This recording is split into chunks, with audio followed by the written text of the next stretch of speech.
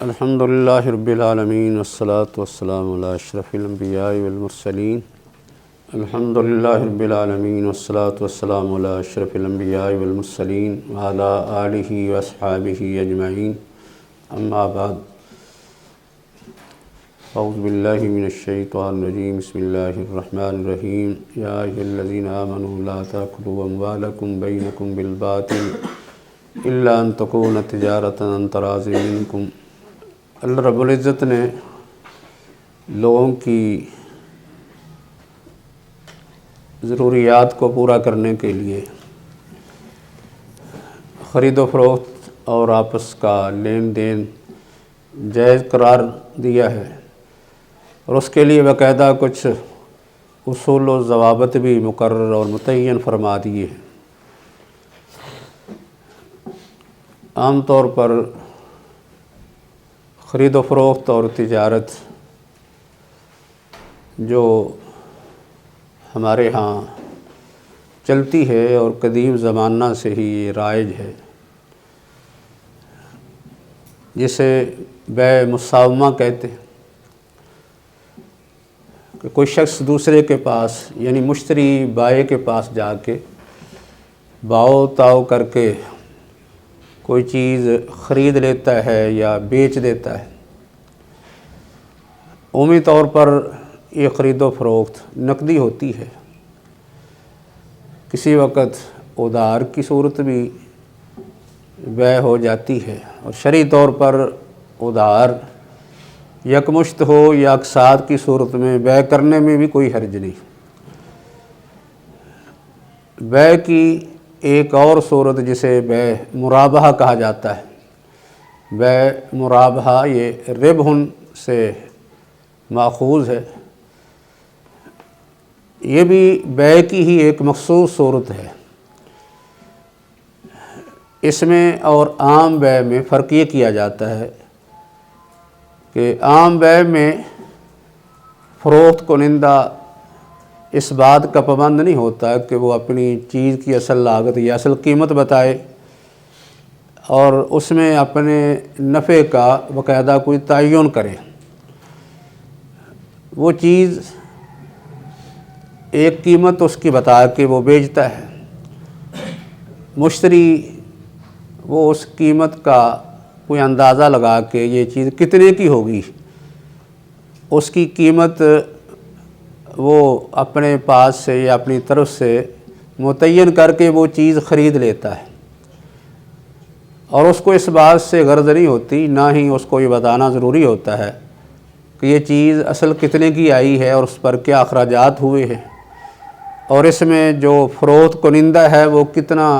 اس میں نفع یا کتنا پرافٹ کما رہا ہے، اس سے اس کو غرض نہیں ہوتی، نہ ہی وہ بتانے کا پابند ہوتا ہے۔ لیکن بیع مرابحہ میں باقاعدہ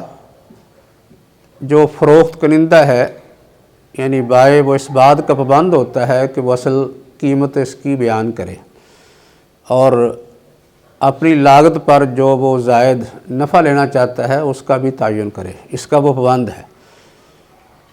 یہ بیع کی صورت امانت داری اور سچائی پر مبنی ہے، کیونکہ خریدار اس بیع میں بائع کی بات پر اعتماد کرتا ہے کہ اس نے اس چیز کو اتنے کی خریدی ہے یا اس کی اتنی اس پر لاگت آئی ہے اور اتنا وہ منافع کما رہا ہے۔ فروخت کرنے والا شخص پابند ہوتا ہے کہ مشتری کو اس کے بارے میں آگاہ کرے، اس لیے کیونکہ مشتری کو اس کی ضرورت ہوتی ہے۔ بیع مرابحہ وہی شخص اختیار کرتا ہے جو عام طور پر جو بیع ہے بیع مساومہ کی شکل، اس میں خرید و فروخت نہیں کر سکتا۔ بازار میں جاتا ہے یا کسی سے کوئی چیز خریدتا ہے، اسے اندازہ نہیں ہوتا کہ اس چیز کی اصل لاگت یا اصل قیمت کیا ہے، اور جو بیچنے والا ہے وہ کتنا منافع لے رہا ہے اس کا اسے علم نہیں ہوتا، اور اسے ڈر ہوتا ہے کہیں میرے ساتھ دھوکہ نہ ہو جائے کہ اس چیز کی اصل قیمت یا اس کی لاگت کم ہو اور فروخت کرنے والا شخص زیادہ بتا رہا ہو، تو ہو سکتا ہے کہ میں ایک سستی چیز کی قیمت زیادہ ادا کر دوں، اس سے مجھے نقصان اٹھانا پڑے گا۔ اس لیے اس کی خواہش ہوتی ہے کہ ایسا کوئی شخص مل جائے جو کسی چیز کی جو بیچنا چاہتا ہے اس کی اصل لاگت بتا دے کہ اصل اس کی قیمت اتنی ہے، اتنی لاگت آئی ہے، اتنے اخراجات ہوئے ہیں، اور اس پر ایک متعین نفع بھی بتا دے۔ اس میں مشتری کے لیے، خریدار کے لیے آسانی ہوتی ہے کہ وہ سمجھ جاتا ہے کہ یہ چیز اصل اتنے کی ہے اور بیچنے والا اتنا اس میں نفع یا اتنا پرافٹ کما رہا ہے۔ اس لیے مشتری کی یہ ضرورت بن جاتی ہے، اور جو بیچنے والا ہے اگر وہ یہ نہیں بتائے گا کہ اس کی اصل قیمت کیا ہے، اتنا میں نفع لے رہا ہوں، تو پھر یہ بیع جائز نہیں ہوگی، کیونکہ وہ تو اس پر اعتماد کر کے بیع مرابہ کی صورت میں چیز خریدنا چاہتا ہے۔ اس کی شرعی حیثیت کیا ہے، جائز یا ناجائز؟ عام جو مرابہ کا طریقہ ہے جس میں ایک شخص ایک متعین یعنی اپنا نفع بتا کے اور اپنی اصل لاگت اس کی وضاحت کر کے وہ چیز بیچ دیتا ہے، یہ عام طریقہ۔ وہ کہتا ہے کہ میری یہ چیز اتنے کی ہے، اور اس میں اپنی لاگت بھی شامل کر لیتا ہے، اتنے میرے اس پر اخراجات آئے ہیں، لہٰذا میں اتنا نفع لے کے یہ بیچنا چاہتا ہوں۔ ٹوٹل ایک نفع اس کا متعین کر لیتا ہے۔ ایک چیز 100 روپے کی ہے، کہہ دیتا ہے کہ اس پر میں 10 روپے یا 20 روپے نفع لے کر بیچنا چاہتا ہوں، یا لاکھ کی ہے اور اس میں اپنے اخراجات بھی شامل کر لے کہ لاکھ کی میں نے خریدی ہے اور 10,000 اس پر میرے اخراجات ہیں، 1,10,000 کی بن گئی، مزید اس پر میں 10,000 یا 20,000 منافع لینا چاہتا ہوں۔ یہ صورت ایسی ہے کہ جس میں کوئی اختلاف نہیں اہل علم کے درمیان، یہ مرابہ کی صورت یعنی جائز ہے شرعی لحاظ سے۔ دوسری صورت اس کی یہ بنتی ہے کہ کوئی شخص مرابہ کی صورت میں کوئی چیز بیچنا چاہتا ہے تو وہ یہ کہے کہ اس چیز کی اصل قیمت یہ ہے، اصل سرمایہ میرا یہ ہے، یا اصل اس کی قیمت یہ بنتی ہے، تو میں نے ہر 10 کے بدلے میں 1 روپیہ منافع لینا ہے، یا ہر 10 پر میں نے 2 روپے منافع لینا ہے۔ ایک دوسری صورت ہے مرابہ کی، مثلا وہ کہے کہ یہ چیز مثال کے طور پر 1,000 کی ہے، تو 1,000 کی چیز پر میں نے ہر 100 پر 10 روپے منافع لینا ہے۔ یہ صورت بھی ہو سکتی ہے، فیصد طے کر لے اس کا کوئی فیصد کے اعتبار سے کہ ہر 10 پر یا ہر 100 پر یا ہر 1,000 پر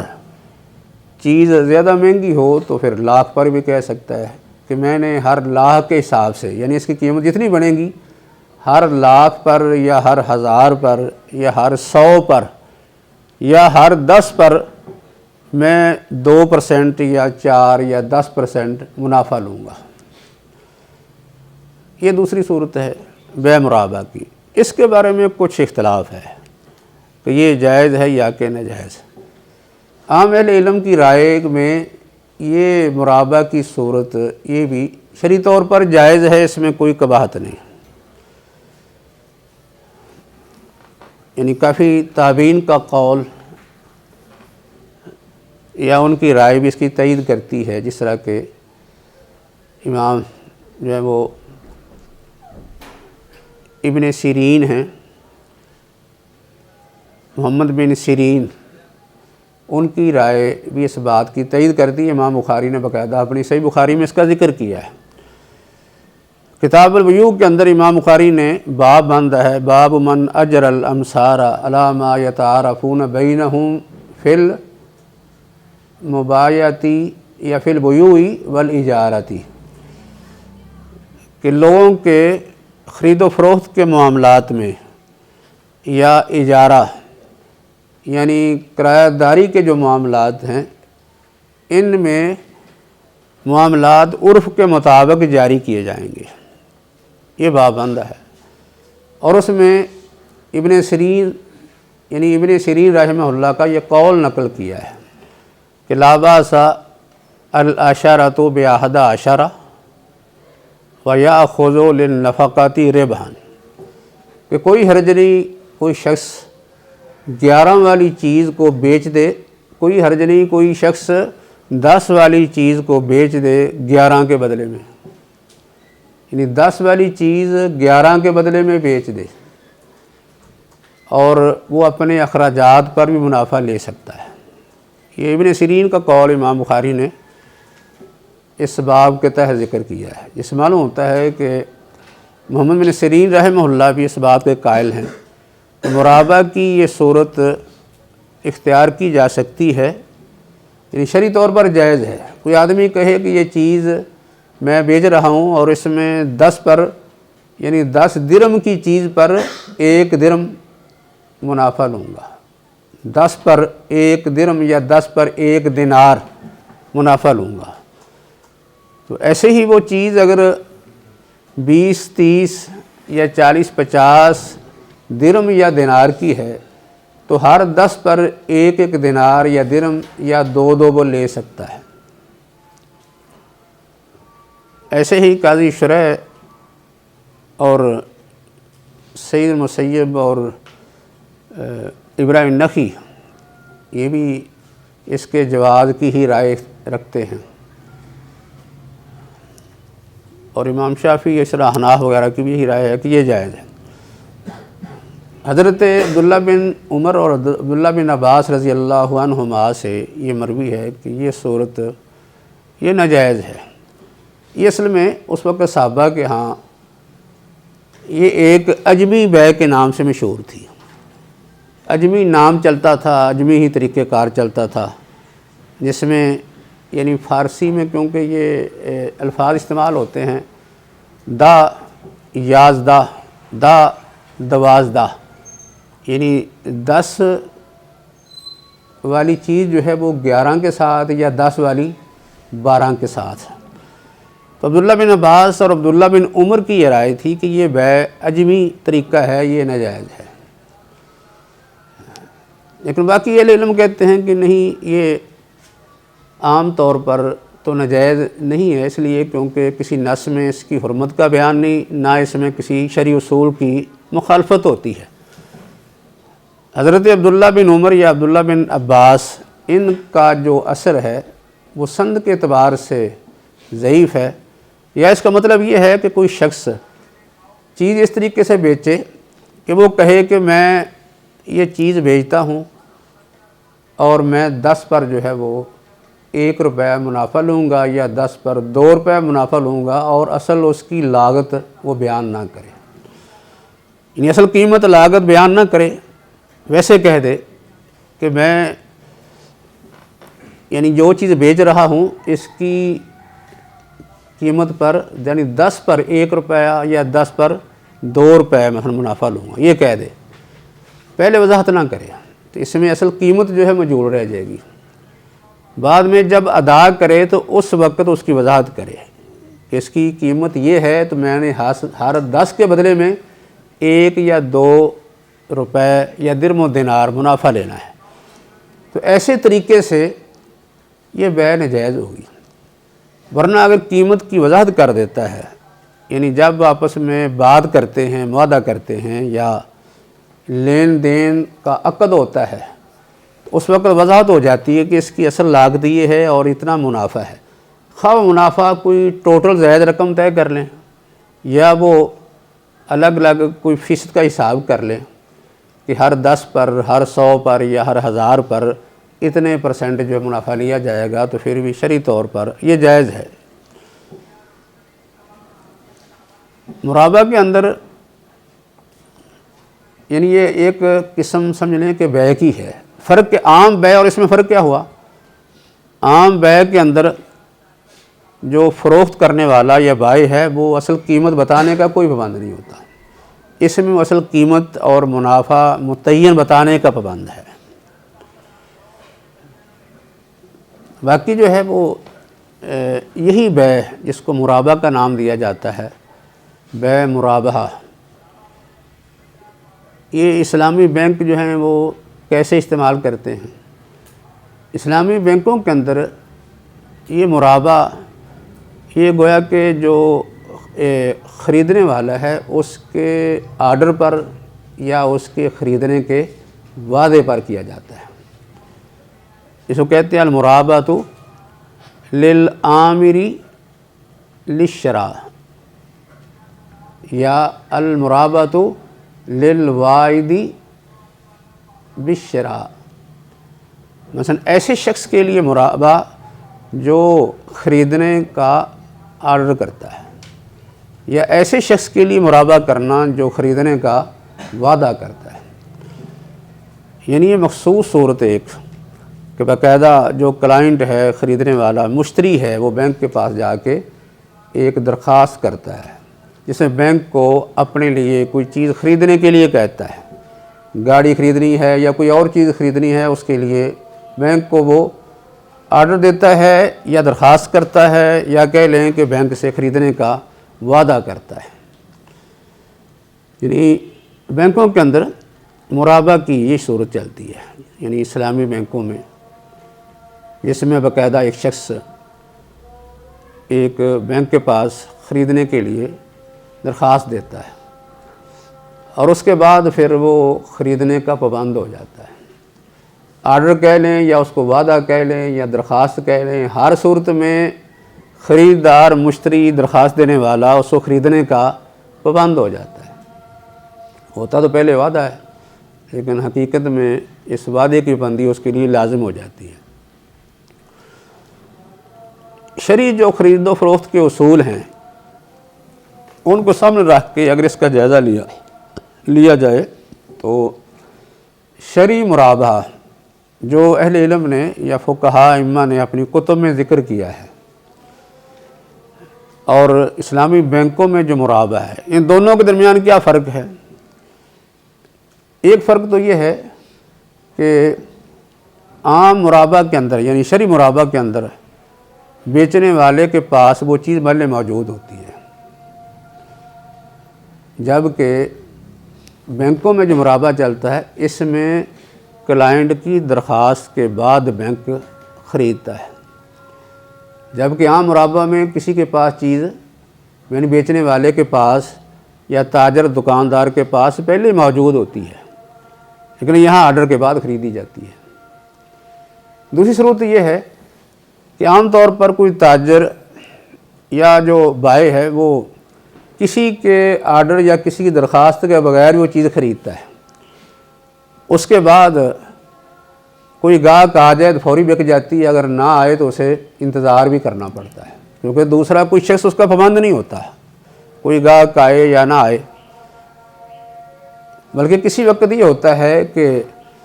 کوئی خریدار نہیں آتا، وہ چیز کافی دیر تک پڑی رہتی ہے، کسی وقت اس کی قیمت بھی گر جاتی ہے۔ اگر زیادہ دیر چیز پڑی رہنے کی وجہ سے نہ بکنے کی صورت میں اس کی قیمت کم ہو جائے تو اس کا نقصان تاجر کے ذمہ ہوتا ہے، تاجر اس کا نقصان بھگتتا ہے۔ لیکن اسلامی بینکوں میں جو مرابحہ کی صورت ہے اس میں بینک اس کا ذمہ دار نہیں بنتا، بینک کو اس سے کوئی نقصان نہیں ہوتا، قیمت اس کی کم ہو جائے کوئی نقصان نہیں اسے، جبکہ عام مرابحہ کے اندر تاجر کو، بیچنے والے کو، فروخت کنندہ کو قیمت کم ہونے کی صورت میں نقصان اٹھانا پڑتا ہے، کیونکہ گاہک نہیں آیا، قیمت کم ہوگی، پھر اسے کم قیمت پر اسے فروخت کرنا ضروری ہو جاتا ہے، ورنہ مزید نقصان کا بھی خدشہ رہتا ہے۔ اور تیسری صورت یہ ہے کہ عام مرابحہ میں صرف ایک ہی عقد ہوتا ہے، عقد بیع، اس کے بعد بات ختم ہوگی، لیکن اسلامی بینکوں میں مرابحہ میں دو عقد ہوتے ہیں۔ پہلا عقد یہ وعدے کا عقد ہے، اور اس کے بعد دوسرا باقاعدہ عقد بیع ہوتا ہے۔ پہلا ایک عقد یعنی وعدہ ہے کہ جس میں ایک کلائنٹ درخواست دے کے وعدہ کرتا ہے کہ میں یہ چیز خریدوں گا، جبکہ عام مرابحہ کی صورت میں ایک ہی عقد ہوتا ہے،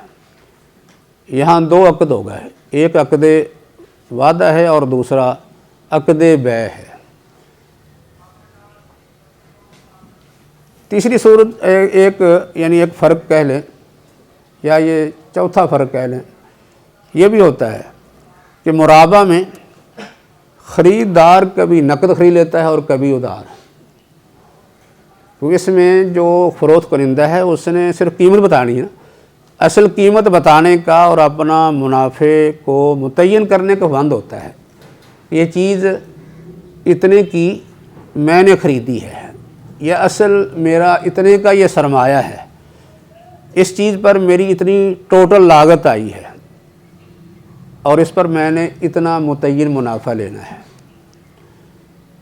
اور خریدار اس کو نقدی بھی خرید سکتا ہے، ادھار بھی خرید سکتا ہے، کوئی بھی صورت ہو سکتی ہے۔ لیکن بینکوں میں جو مرابہ چلتا ہے اس میں صرف ادھار کی صورت ہے، نقد نہیں۔ اس لیے کیونکہ بینک کے پاس جاتا ہی وہ ہے جس کے پاس پیسے نہیں ہوتے، اس نے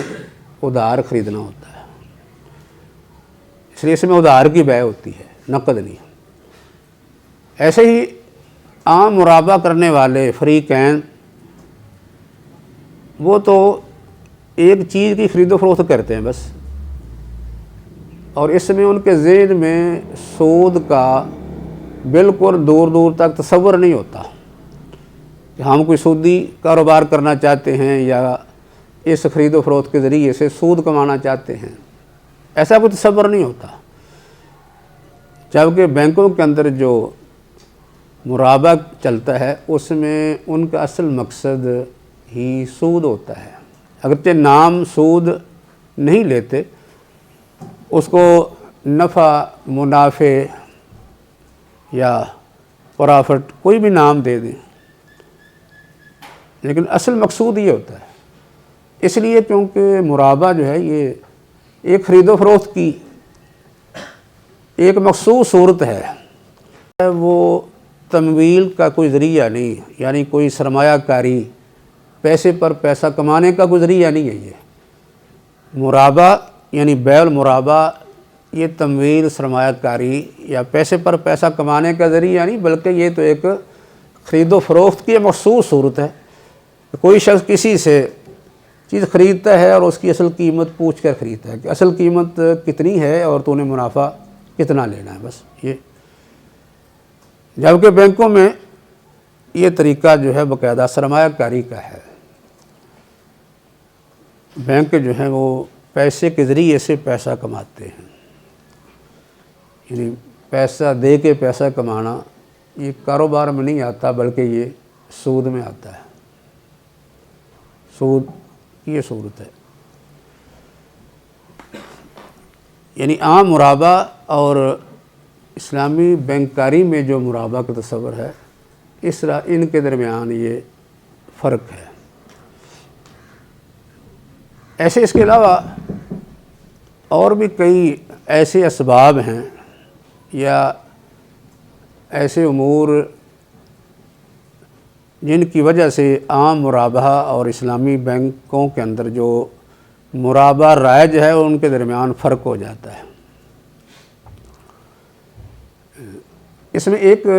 چیز یہ بھی ہے کہ جب عام بیع ہوتی ہے نا، اس میں دو ہی فریق ہوتے ہیں، ایک بیچنے والا یا خریدنے والا۔ تو جو خریدار ہے وہ بائع کے پاس جاتا ہے، بائع اس کو وہ چیز بیچ دیتا ہے۔ تیسرا کوئی شخص درمیان میں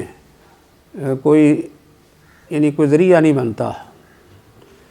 ثالثیہ کردار نہیں ادا کرتا، تیسرا کوئی شخص۔ اور جو بائع ہوتا ہے اس نے خود ہی چیز خریدی ہوتی ہے، خود خریدے یا کوئی اپنا کوئی نمائندہ بھیج کر وہ خریدے، دو ہی صورتیں ہوتی ہیں۔ کوئی شخص کسی سے کوئی چیز خریدنا چاہتا ہے، یا تو خود خریدتا ہے یا اس کا کوئی ایجنٹ اور نمائندہ خریدتا ہے۔ اگر کوئی شخص تاجر بیچنے والا خود خرید لے تو پھر بھی کوئی حرج نہیں، اپنے کسی ملازم کو یا اپنے کسی نمائندے کو بھیج کر خرید لے تو شرعی طور پر اس میں کوئی حرج نہیں۔ لیکن بینکوں کے اندر مرابہ کی صورت میں بینک جو ہے وہ کلائنٹ کو ہی اپنا وکیل بنا لیتا ہے، یعنی کلائنٹ کوئی اپنا وکیل، جو مشتری ہے خریدار ہے وہی وکیل بن گیا. یعنی کسی اور کو وکیل بنائے تو شرعی طور پر کوئی حرج نہیں، لیکن اگر خریدار ہی وکیل بن جائے تو پھر یہ شرعی مرابہ کے جو اصول ہیں ان کی اس میں خلاف ورزی ہوتی ہے. کلائنٹ اگر وکیل بن جائے تو اس میں کیا قباحت لازم آتی ہے؟ اسے ان کی اصل مقاصد سامنے آتے ہیں نا. کلائنٹ کو ہی وکیل کیوں بنا لیا؟ کسی اور کو بناتے یا خود خریدتے تو پھر تو یہ بیع ہو جاتی. کلائنٹ کو بنانے کا مقصد یہ ہے کہ اس میں اصل خرید و فروخت کوئی مقصد نہیں ہے. ایک شخص درخواست دیتا ہے نا کہ میں نے گاڑی خریدنی ہے یا کوئی اور چیز خریدنی ہے، تو اس کو کہہ دیا کہ خود ہی جا کے تم بازار سے چیک کر لو، جو چیز پسند ہے وہ بتا دو. تو کلائنٹ خود بازار جاتا ہے، یعنی وہ بینک کی طرف سے گویا کہ وکیل بن کے جاتا ہے، خود پسند کرتا ہے، کس چیز کا تعین کرتا ہے، بعد میں آ کے بینک کو اس کے بارے میں آگاہ کرتا ہے. بلکہ اس کا جو سپلائزر ہوتا ہے وہ بھی خود ہی متعین کرتا ہے کہ فلاں کمپنی کی یہ چیز خریدنی ہے. اسے کہنے پر بینک پابند ہو جاتا ہے. عام تجارت میں کیا بیچنے والا ان چیزوں کا پابند ہے؟ کوئی پابندی نہیں اس پر. جہاں سے چاہے وہ چیز خرید دے اور وہ اپنی پسند کی خریدتا ہے. آگے وہ چیز بکتی ہے یا نہیں بکتی اس سے اس کو غرض نہیں، اپنی پسند کی چیز خریدتا ہے، یا بازار میں جس چیز کی مانگ ڈیمانڈ زیادہ ہوتی ہے وہ چیز وہ خریدتا ہے اور بیچ دیتا ہے. یہاں بینک جو ہے وہ کلائنٹ کی پسند کا ہی پابند ہوتا ہے کہ جو وہ چیز پسند کرے گا، جس کمپنی کی پسند کرے گا، بینک اس کا پابند ہے کہ وہی چیز اس کو خرید کے دے. یعنی کلائنٹ کو وکیل بنانا اس بات کی دلیل ہے کہ بینک کا کوئی مقصد خرید و فروخت نہیں ہے، نہ کوئی چیز خریدنا نہ کوئی بیچنا. اس لیے کوئی کلائنٹ اگر خود پسند کر کے آئے گا تو بینک کو تو اس نے صرف آرڈر ہی دینا نا کہ بینک کو اسی قیمت ادا کر دے. بس بینک نے اسی قیمت یا اس کی رقم ادا کر دی تو رقم ادا کرنے کے بعد اس پر وہ آگے اس کا پرافٹ لیتا ہے، منافع لیتا ہے. اور منافع بھی وہ طے ہوتا ہے جو شرع سود کے مطابق ہوتا ہے. یعنی شرع سود کے مطابق نفع متعین کیا جاتا ہے. جس سے بینک نے کوئی کاروبار کرنا یہ اپنے اغراض و مقاصد میں نہیں رکھا، یعنی پیسے پر پیسہ کمانا ہے. تو برحال جو کلائنٹ ہے اس کو وکیل بنانا یہ بھی شرعی اصولوں کی خلاف ورزی بھی ہے، اور اس کے ساتھ ساتھ اس میں سود کا اس کو ذریعہ اور حیلہ بنانے کی بھی ذہنیت سامنے آتی ہے. یہ سود کمانے کا ایک حیلہ ہے، پیسے پر پیسہ کمانے کا حیلہ ہے باقاعدہ. اس میں خرید و فروخت جو ہے وہ کوئی ذہن میں نہیں ہوتی. اس کے علاوہ اس میں ایک خرابی اور قباحت یہ بھی ہوتی ہے، جیسا کہ پہلے بھی ذکر کیا کہ عام طور پر جو شخص بیع مرابہ کرتا ہے، یعنی بائع ہوتا ہے یا کوئی تاجر جو فروخت کنندہ ہے، وہ چیز اس کے پاس ہوتی ہے، چیز پہلے پاس ہوتی ہے، پھر آگے وہ دوسرے شخص کو بیچتا ہے. یہاں بینک جس وقت درخواست دہندہ کے ساتھ وعدہ کرتا ہے، یعنی معاہدہ ہوتا تو وہ ظاہری طور پر وعدہ ہے، لیکن حقیقت میں وہ ایک بیع کا معاہدہ ہے، کیونکہ اس کے بعد مشتری خریدار پابند ہو جاتا ہے. پابند ہونے کے بعد وہ ضرور خریدے گا. اور جس وقت یہ معاہدہ طے ہوتا ہے اس وقت بینک کے پاس ابھی وہ چیز موجود نہیں ہوتی. یعنی گویا کہ بینک نے ایک ایسی چیز اس کو بیچ دی جس کا ابھی وہ مالک نہیں بنا، نہ مالک بنا ہے نہ اس کے ابھی قبضے میں ہے. جو شخص کو چیز بیچنا چاہتا ہے تو وہ چیز اس کے قبضے میں ہونی چاہیے نا، اس کا وہ مالک ہونا چاہیے. مالک بنے پھر وہ اپنے قبضے میں لے پھر آگے فروخت کرے. یہاں جس وقت بینک کلائنٹ سے معاہدہ کرتا ہے اس وقت وہ چیز اس کی ملکیت نہیں ہوتی، نہ ہی اس کے قبضے میں آتی ہے. پہلے ہی بیع ہو چکی ہوتی ہے۔ تو جب بیع ہو جاتی ہے اس کے بعد دونوں یعنی کوئی بھی بیع ہوتی ہے یا بیع کا عقد ہوتا ہے، اس کی ایک صورت یہ بنتی ہے کہ دونوں جو ہیں وہ اس کے پابند ہو جائیں۔ بیع کے بعد تو خیر پابندی ہو جاتی ہے جب بیع ہو جائے۔ اگر صرف وعدہ ہی ہو، جیسے عام طور کہا جاتا ہے کہ پہلے تو بیع نہیں ہوتی، یہ صرف وعدہ ہوتا ہے، اس کی دلیل یہ دی جاتی ہے کہ بینک جس وقت یعنی خریدتا ہے اس وقت سے لے کر کلائنٹ کے حوالے کرنے تک اگر نقصان ہو جائے تو اس کا ذمہ دار یعنی بینک ہوتا ہے۔ اس سے معلوم ہوتا ہے کہ بینک پہلے صرف وعدہ کرتا ہے، بیع بعد میں ہوتی ہے۔ لیکن یہ وعدہ جو ہے یہ ایسا ہے کہ جس میں خریدار تو پابند ہو جاتا ہے۔ اگر بینک بھی بند ہو جائے اور خریدار دونوں پابند ہو جائیں تو یہ پابندی بھی جو ہے وہ بھی شرعی اصولوں کے خلاف ہے، کیونکہ بیع اگر ہو جائے، بیع کا صرف وعدہ ہو تو پھر تو کوئی پابند نہیں ہوتا۔ یعنی صرف وعدہ ہے کہ آپ یہ چیز خرید لیں، میں آپ سے خرید لوں گا، اس کے بعد کسی کا دل چاہتا ہے خریدتا ہے، کسی کا دل چاہتا ہے نہیں خریدتا، کوئی پابندی نہیں ہوتی۔ حتیٰ کہ خرید و فروخت ہو بھی جائے تو پھر بھی حدیث کے مطابق البیعان بالخیار کے مطابق کم سے کم مجلس کا اختیار تو رہتا ہے۔ اگر اختیار کی شرط رکھ لی جائے تو مزید اختیار بھی ہو سکتا ہے، لیکن کم سے کم مجلس کا اختیار تو رہتا ہے۔ تو اس جگہ جو ہے وہ پھر اس معاہدے کے اندر ان کا اختیار جو ہے وہ ختم کر دیا جاتا ہے اسی وقت معاہدے کے اندر، یعنی خواہ اس کو نام وعدے کا دیا جائے، اصل میں وہ بیع کا عقد ہو جاتا ہے، اگرچہ بیع کی رسم بعد میں ادا ہوتی ہے۔ یعنی جب چیز باقاعدہ آتی ہے اور خریدار کے حوالے کی جاتی ہے تو اس وقت اس عقد کی ایک سمجھنے رسم ادا ہوتی ہے، معاہدہ پہلے ہو جاتا ہے، اور اس میں اختیار جو بائع ہے یعنی بینک، اس کا بھی اگر اختیار نہ رہے، دونوں کو پابند کر دیا جائے، اختیار ختم کر دیا جائے تو پھر بھی شرعی اصولوں کی خلاف ورزی ہے۔ اگر اس میں بینک کو تو اختیار رہے کہ وہ چیز خرید کے دے یا نہ دے، لیکن خریدار پابند ہو تو یہ بھی شرعی اصول کی خلاف ورزی ہے۔ اس لیے کیونکہ البیعان بالخیار میں دونوں فریقوں کو اختیار دیا گیا ہے، نہ کہ ایک کو۔ دونوں فریقوں کو اختیار ہے کہ ان دونوں میں سے ہر ایک کو اختیار ہے کہ بیع کے بعد اگر وہ اس کو باقی رکھنا چاہیں تو رکھ سکتے ہیں، لیکن اگر ان میں سے کوئی بھی فریق اس بیع کو ختم کرنا چاہے، فسخ کرنا چاہے تو فسخ بھی کر سکتا ہے۔ لیکن مرابع کی صورت میں بینک جو ہیں وہ جو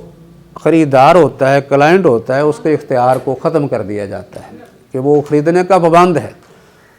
اگر وہ نہیں خریدتا تو پھر کیا کیا جاتا ہے؟ یعنی اس نے آرڈر دے دیا، اس کے بعد سمجھ لو کہ یہ وعدہ بیع ہو گیا۔ وعدہ بیع کے بعد جو کلائنٹ ہے اس نے وہ چیز خود ہی پسند کرنی ہے، قیمت اس کی بینک نے ادا کرنی ہے۔ تو جب اس نے چیز پسند کر لی اور قیمت اس کی بینک نے ادا کر دی،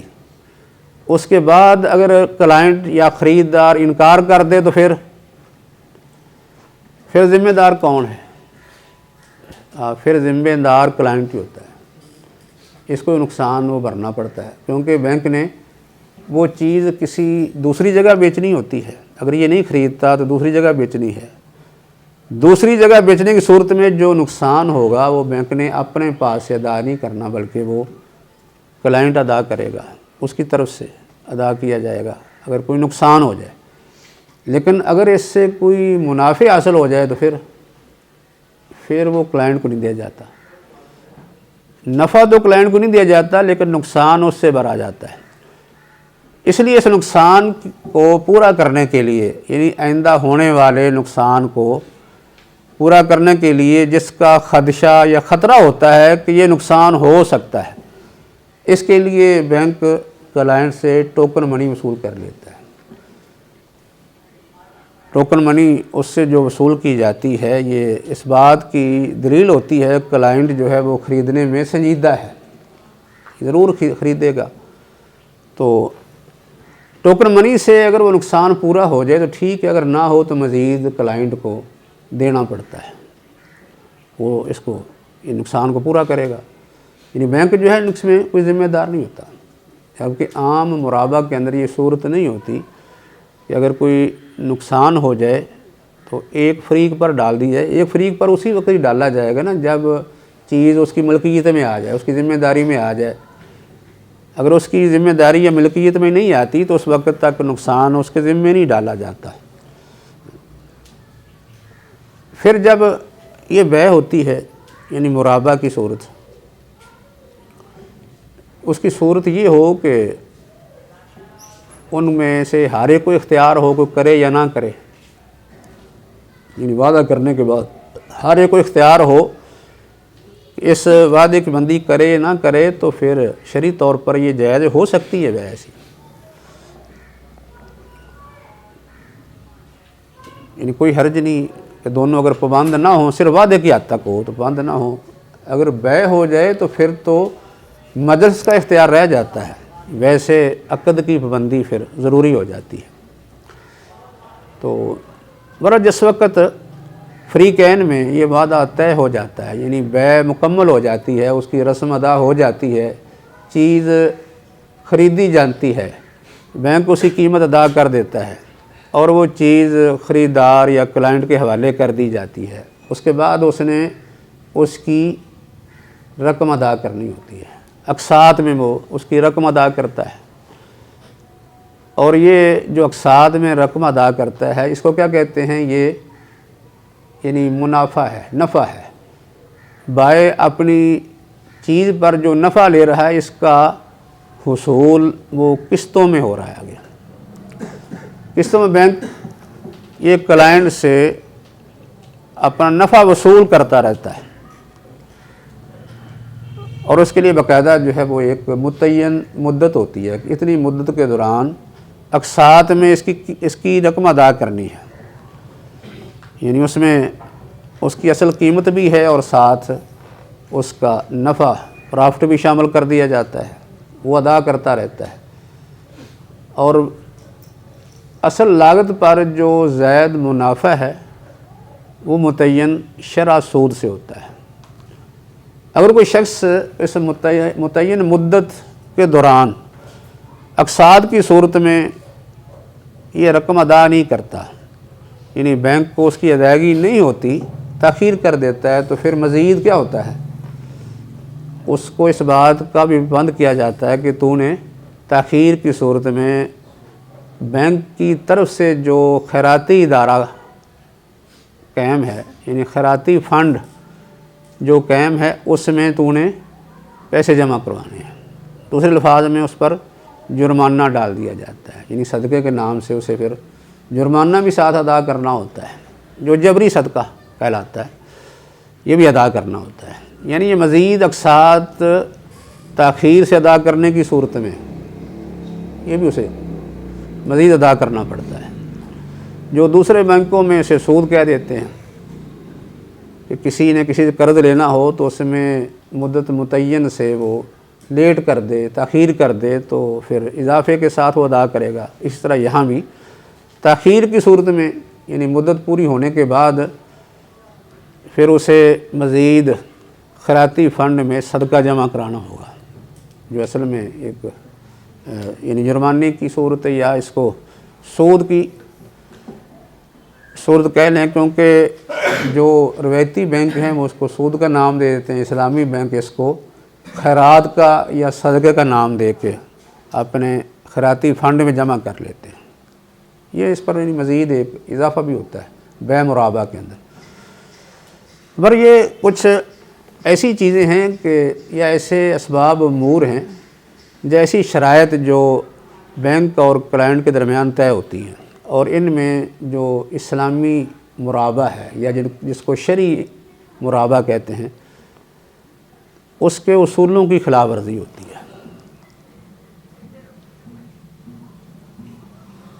تو جس وقت کسی بھی بیع کے اندر کسی کاروبار یا خرید و فروخت میں کسی شرعی اصول کی مخالفت ہوتی ہو تو شرعی طور پر اسے جائز نہیں کہا جا سکتا، یعنی وہ ناجائز کاروبار میں آئے گا، خاص کر اس میں سود شامل ہو جائے تو پھر اللہ تعالیٰ کے فرمان کے مطابق حل اللہ البیع وحرم الربا، بیع تو جائز ہے لیکن اگر بیع کی صورت سود کی بن جائے یا کسی بیع کے اندر سود شامل ہو جائے تو پھر وہ حقیقت میں خرید و فروخت نہیں بلکہ وہ سودی کاروبار ہوگا جس کو شرعی طور پر حرام قرار دیا گیا ہے۔ وما علینا الا البلاغ۔ زندگی شعور سے، الحکمہ انٹرنیشنل۔